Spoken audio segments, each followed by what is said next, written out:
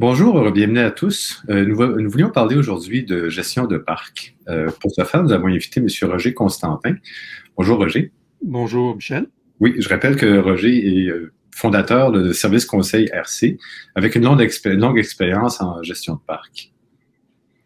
La première question que j'aimerais aborder avec vous, M. Constantin, c'est comment la COVID a eu un impact sur les gestionnaires de parc?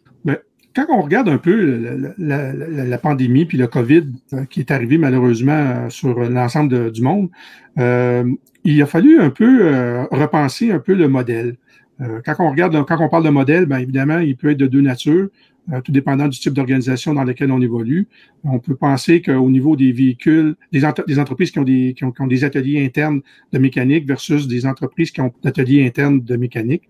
Quand on regarde un peu le premier groupe, donc ceux qui avaient des ateliers mécaniques, ils ont dû ajuster puis repenser leur façon de faire. À titre d'exemple, est-ce que les mécaniciens, les techniciennes, les techniciens qui travaillent, qui évoluent dans l'organisation au niveau des ateliers de mécanique interne, est-ce qu'ils ont tout ce qu'il faut pour travailler de façon sécuritaire? Donc, est-ce que les moyens sanitaires étaient de l'avant? Est-ce que les façons de faire étaient abordables, étaient bonnes? Est-ce qu'il a fallu repenser justement comment les gens travaillaient à l'intérieur des ateliers mécaniques? Et ce fut le cas. Donc, il y a eu des ajustements. On peut penser qu'au niveau des ateliers, il y a eu une répartition des travails un peu différente. Donc, les quarts de travail ont été revus pour minimiser le nombre de personnes en présence au niveau des ateliers mécaniques pour évidemment éviter le contact physique comme on le connaît, donc le fameux 2 mètres, respecter le 2 mètres. Donc, cet élément-là a été mis de l'avant. On peut penser aussi qu'au niveau là, de tous les produits sanitaires, il a fallu repenser un peu physiquement des ateliers mécaniques pour s'assurer que soit l'alcool pour se laver les mains, pour le lavage de mains puisse se faire de façon sécuritaire. Est-ce que les masques étaient disponibles à quel endroit qu'ils étaient disponibles? Donc, tous ces éléments-là ont été pris en charge par les organisations. Et je crois qu'il faut mentionner qu'il y a eu quand même une bonne, ça s'est fait de façon quand même assez rapidement. Il y a eu une bonne réflexion qui a été faite par les organisations. Bon, évidemment, il y avait beaucoup de conseils qui étaient donnés autant par l'Organisation mondiale de la santé que les gouvernements locaux, donc provinciaux, etc. Donc, tout ça a eu un ajustement qui a été quand même très bien vu. L'autre aspect qui était peut-être les entreprises qui n'ont pas d'atelier mécanique, bien, ils ont vécu par ricochet un peu la même situation. C'est-à-dire que les ateliers mécaniques, les concessionnaires automobiles ont pris les moyens pour s'assurer que le client pouvait être desservi de façon le plus sécuritaire possible. Donc, ce qui a été fait, et ça existait beaucoup de toute façon à l'origine, c'était tout de prendre la prise de rendez-vous, de minimiser la présence de plusieurs personnes en même temps. Donc, les clients étaient conscients de cette situation-là et on leur demandait de ne pas se présenter tout le monde en même temps à la même heure. Donc, il y avait comme une répartition des rendez-vous et à ce moment-là, ça minimisait les impacts. Au niveau de la santé, la sécurité des gens qui travaillaient dans les ateliers mécaniques ou les concessionnaires automobiles. Tout ça a fait en sorte que les concessionnaires, les ateliers mécaniques internes, ils sont adaptés. On peut penser à un autre élément qui est un peu moins, surtout pour les entreprises qui avaient leurs propres équipes d'aviseurs techniques qu'on peut appeler, ben à ce moment-là, il y a eu du télétravail qui a été mis de l'avant.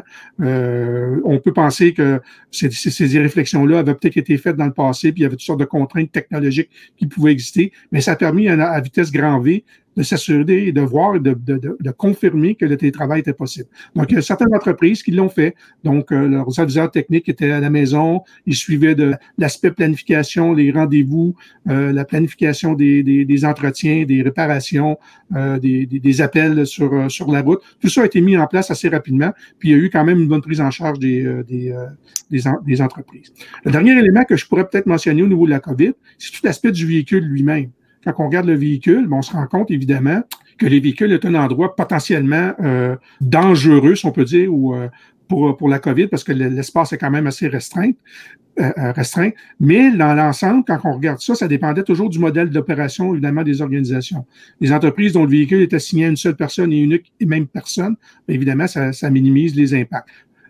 Par contre, des entreprises qui avaient 2 employés à l'intérieur du véhicule ou que c'est un employé qui changeait de main de façon régulière aux différents quarts de travail, mais il a fallu qu'il y ait il a fallu mettre en place des approches pour minimiser, dans le fond, la santé et la sécurité des employés. On peut donner à titre d'exemple, quand c'était 2 employés, ils ont installé des plexiglas entre les deux conducteurs, conductrices pour s'assurer qu'il y ait la protection maximale. On peut penser qu'ils ont installé des masques à l'intérieur du véhicule, des produits à base d'alcool pour nettoyer les mains. Donc, tout ça a été mis en place de façon assez soutenue de la part des organisations. Ça a mis de la pression aussi, on le sait, pendant cette période-là, à cause du télétravail, par exemple, sur tous les fournisseurs de services. Ça a mis de la pression aussi sur plusieurs entreprises de livraison, puisque les gens achetaient en ligne, s'attendaient à des livraisons rapides. Ça a mis énormément de pression sur ces gens-là. Comment ils se sont adaptés? Ben, il y a eu 2-3 éléments, je pense, qu'il a fallu que les entreprises de livraison puissent regarder un peu comment le nouveau modèle d'affaires, dans le fond, arrive. Dans le fond, il faut penser en termes d'innovation souvent. Il y a une opportunité, il y a des contraintes, donc comment on agit, puis on gère le tout. Donc, je pense que dans la situation, les entreprises au début, on comme observé un peu ce qui se passait. On regardait un peu comment les choses étaient pour se passer, comment la clientèle au sens très large allait agir. Est-ce qu'ils étaient pour adopter, dans le fond, l'approche commande Internet de façon importante. Évidemment, s'il y a pas de clients qui commandent par Internet, ben les besoins de livraison, évidemment, auraient été moins. Mais dans le fond, ce qu'on peut observer aujourd'hui, c'est qu'on se rend compte que ça n'a pas été le cas. Il y a eu une explosion de demandes par Internet, de commandes par Internet. Je pense qu'on peut tous témoigner d'avoir vécu, malheureusement, des situations qui ont fait en sorte que la livraison est arrivée avec un peu de retard. Malgré tout ça, je pense que l'important, puis dans la majorité des cas, les entreprises l'ont bien fait. Ils communiquaient avec leur clientèle pour les aviser.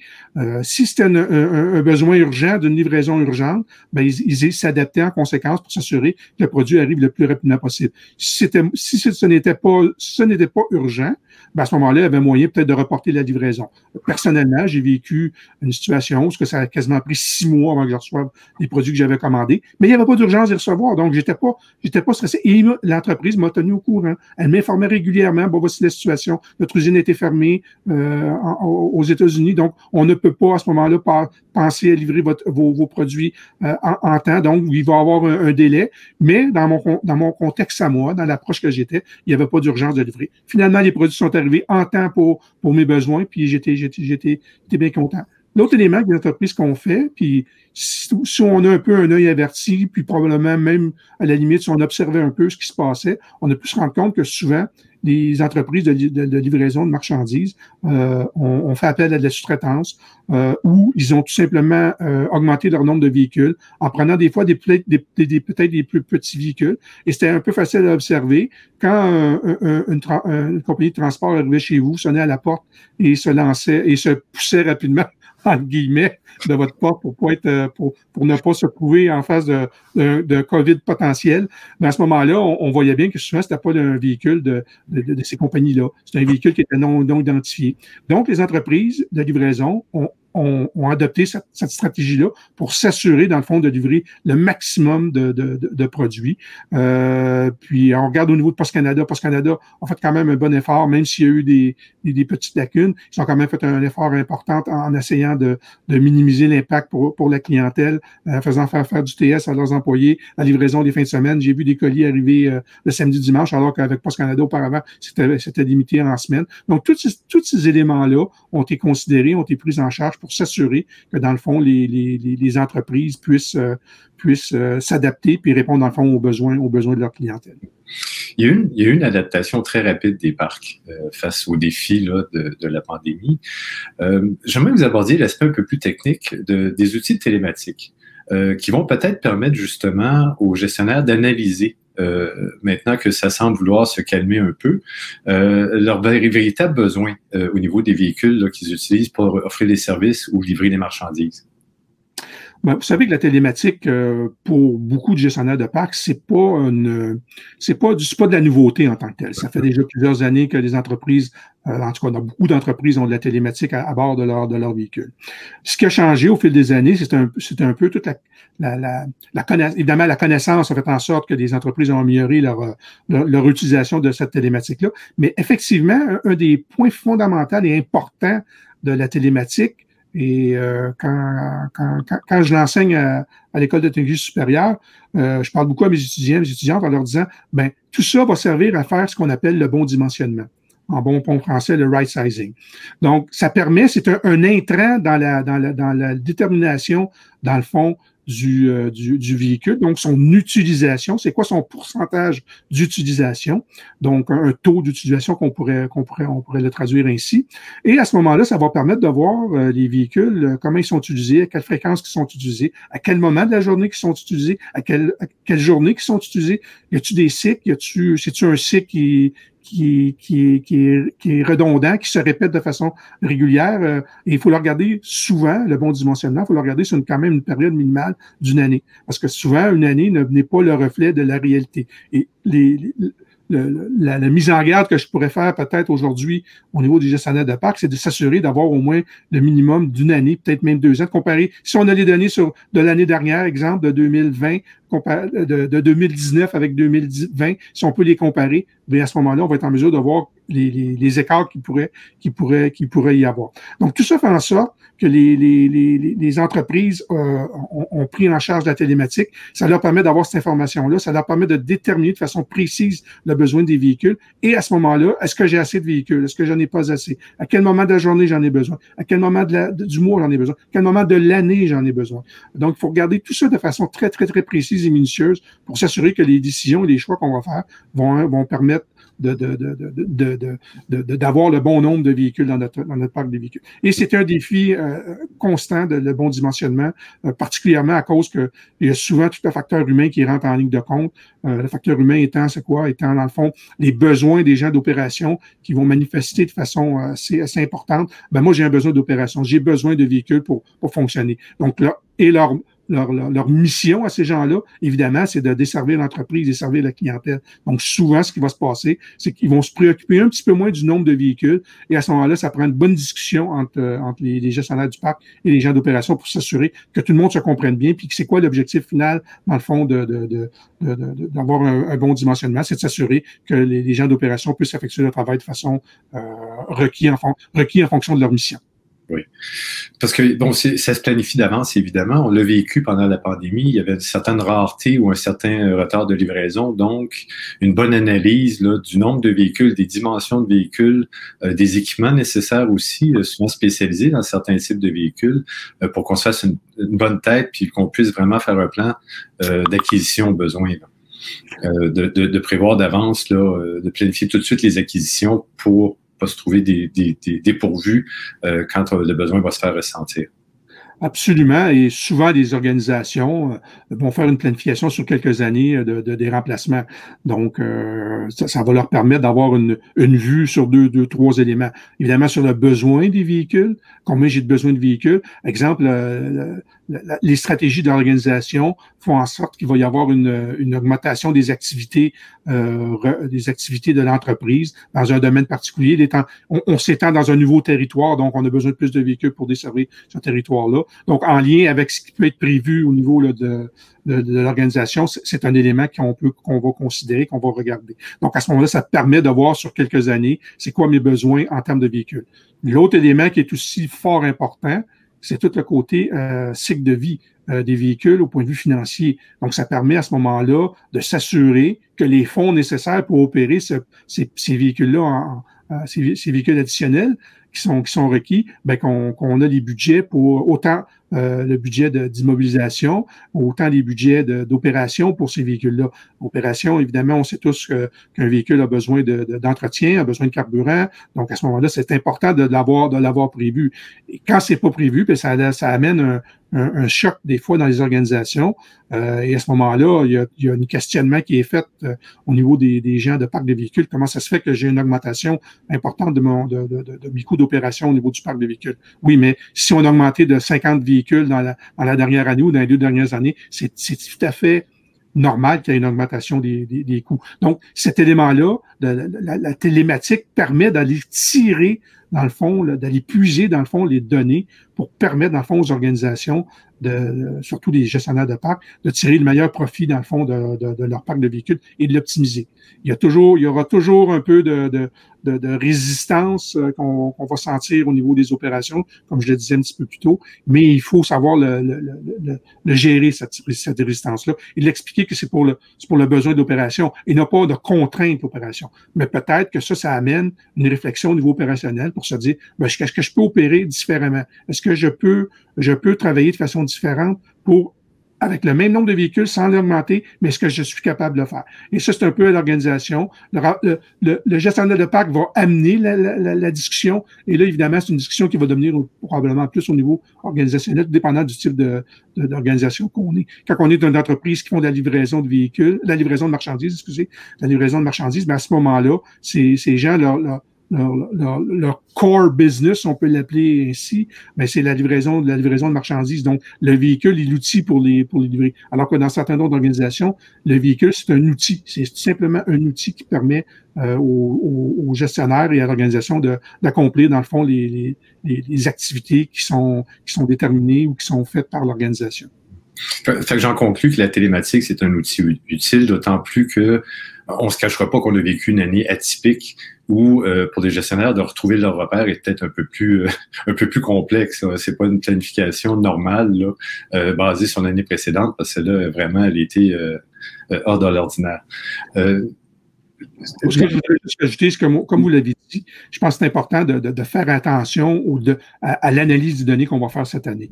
Parce qu'il y a toutes sortes il y a le contexte était vraiment, vraiment particulier, mais il faut quand même en tirer des conclusions et voir un peu comment les véhicules se sont comportés au cours de l'année. Puis à ce moment-là, ça va peut-être permettre de prendre les meilleures décisions possibles pour l'ensemble de l'organisation. Sachant que vous travaillez étroitement avec les gestionnaires de parcs, M. Constantin, j'étais curieux de savoir quelles ont été les demandes de ces gestionnaires-là depuis les derniers mois, quand ils vous appellent? Bon, c'est sûr qu'avec la pandémie, le premier thème qui est venu souvent, c'est comment j'organise mon parc un peu, quelles sont mes contraintes qu'est-ce que les autres organisations font pour gérer la pandémie. Donc, c'était surtout les questionnements fondamentaux à ce moment-là, c'était surtout de dire est-ce qu'ils ont mis en place des processus? Est-ce qu'ils ont mis en place des procédures? Est-ce qu'ils ont des instructions de travail? Comment qu'ils abordent la COVID? Est-ce qu'ils permettent aux gens de travailler ensemble? Donc, tous ces éléments-là, c'est probablement le thème qui est retenu, surtout en début d'année, là, je dirais peut-être janvier, février, mars, là, vers mars plutôt. Puis à ce moment-là, les questions, c'était de cette nature-là.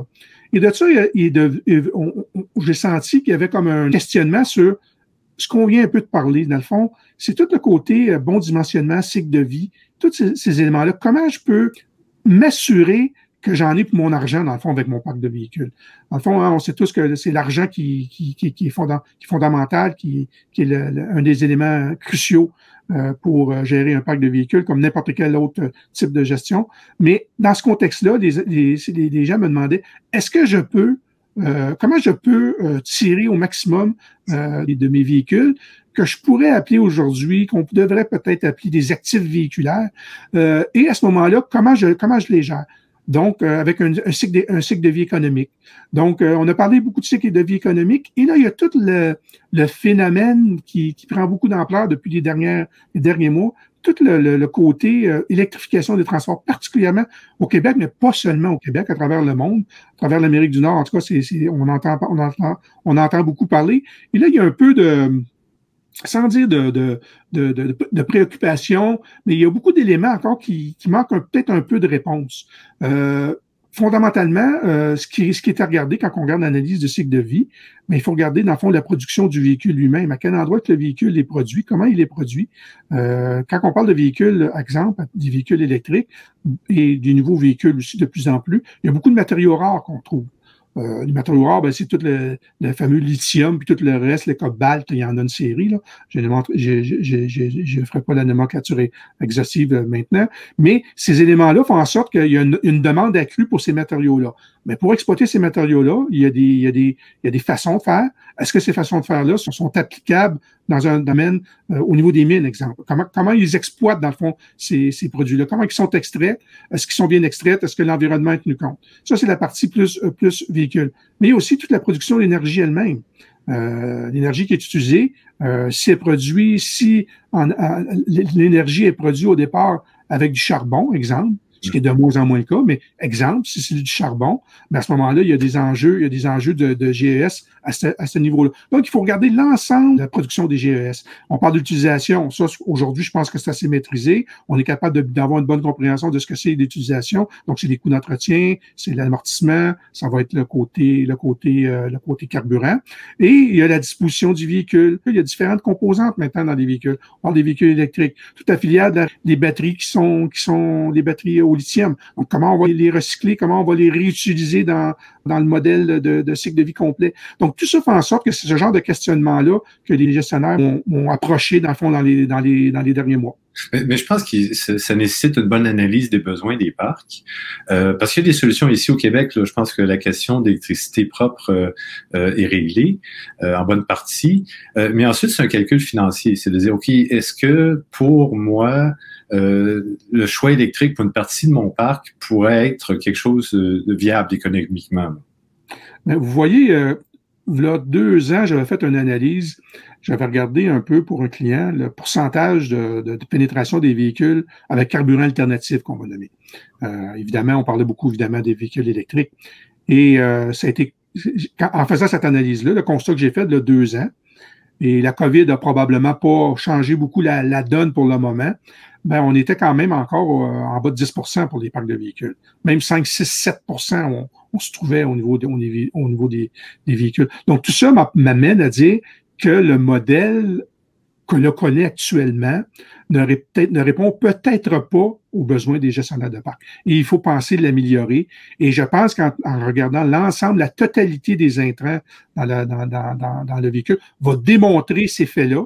Une fois que les faits sont démontrés, à ce moment-là, ça va devenir simple pour le gestionnaire de parc de prendre sa décision. Là, actuellement, il y a on peut appeler ça des zones grises qui sont encore présentes. Il faut un peu les éclaircir pour permettre aux gestionnaires de prendre la meilleure décision possible. Oui. Puis, graduellement, on va conclure là-dessus, il y a une bonification de l'offre. Les constructeurs proposent de plus en plus de choix. Ça, c'était aussi une contrainte. Il y a des solutions même québécoises aussi au niveau du transport. Il y a des choses intéressantes. Là. Je pense qu'il y a de plus en plus d'outils pour répondre aux besoins. Je pense que l'avenir est très prometteur pour le Québec en termes de l'électrification des transports. Je pense qu'il s'agit de démontrer tout le côté faisabilité, pas nécessairement technique, parce que je pense que la technologie, elle existe, elle est bonne, elle est prouvée, mais ce qu'il s'agit de déterminer, c'est surtout tout le côté environnemental. Je pense qu'il reste encore ce petit bout-là à faire. À l'émission d'un véhicule électrique, je pense que tout le monde ne peut pas remettre en question cette partie-là. Donc, il n'y a aucun produit polluant qui a été mis, ou à peu près pas, il n'y en a pas. Et puis, par contre, il reste tout ce qui est avant la production le véhicule sur la route. Tous les gaz d'échappement, les particules de toutes la pneumatique. La pneumatique émet des particules en roulant. Est-ce que les pneus aujourd'hui mis sur des véhicules électriques sont plus performants? Il y a moins de particules qui sont émises. Donc, tous ces éléments-là qu'il faut un peu analyser, regarder. Pour faire la démonstration, je ne suis pas là je le répète, je pense que l'électrification du transport est une bonne chose pour le Québec. Il s'agit de démontrer. Je pense que les gestionnaires de parc s'attendent à ce qu'on leur démontre cette situation-là, cette preuve-là. Dans le fond, ils veulent une preuve de concept. Donc, ils veulent savoir que ça marche, que ça fonctionne, puis qu'ils s'en vont dans la bonne direction. Parfait. Pour conclure, l'atmosphère auprès des gestionnaires de parc, il y a une certaine normalisation graduellement, là, les choses reprennent un niveau un peu plus normal. Ils sont optimistes. Quel est leur état d'esprit? Mais la majorité sont relativement optimistes. Ils ont hâte, par contre, de retrouver une certaine normalité, si on peut dire, comme probablement tout le monde. Ils sont pas différents du reste de la population. on pense qu'il manque un lien encore, le contact physique entre les gens quand même avait ses avantages. Par contre, les avantages virtuels ont aussi leurs avantages. Je pense qu'il manque cette petite distance-là à parcourir pour arrimer, dans le fond, les besoins totaux. Je pense qu'il va rester un peu il va rester ce qu'on travaille actuellement, comme la façon qu'on travaille aujourd'hui, il va en rester un peu, mais on va retourner un peu à une certaine normalité. Je pense que les gestionnaires de parc ont hâte de se voir en personne, comme on dit. C'est bon. Monsieur Constantin, je vous remercie énormément pour toutes les informations que vous avez partagées. Ça fait plaisir. À la prochaine. Au revoir. Au revoir.